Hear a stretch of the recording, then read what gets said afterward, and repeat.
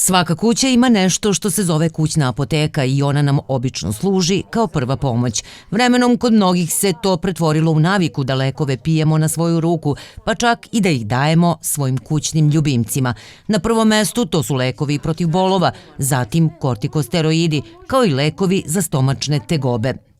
Vrlo često se desi da vlasnik u nekoj panici svoje nemanja vremena ili novca pribegne lečenju svog ljubimca sa onim što ima u svojoj apoteci. Naravno, nešto od toga može i da koristi.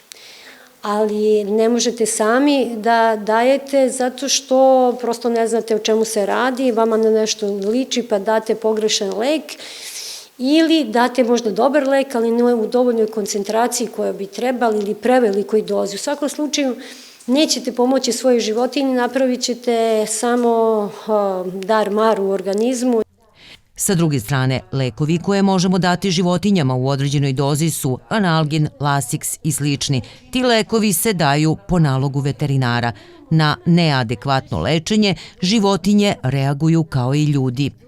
To je povraćanje. Mučnina, pas ili mačka povraćaju, odbijaju da jedu. Naročito su tu opasni ti antireumatici.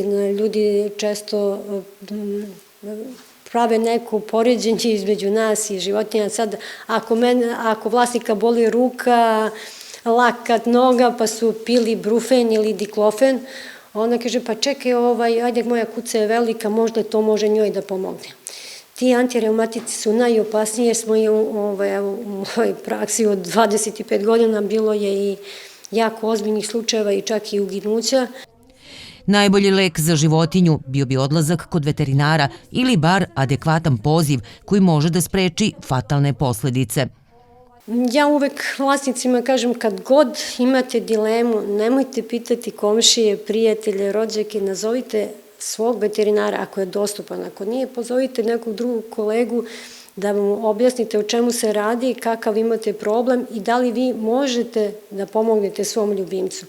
Ako veterinar proceni da je to bezopasno stanje i da možete vi da pomognete, to je u redu, ali nemojte nikad na svoju ruku, to može mnogo da vas košta.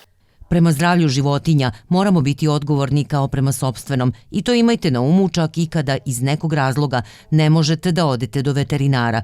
Osim toga, ne zaboravite koliko su vam kućni ljubimci privrženi, pa je red da im uzvratite.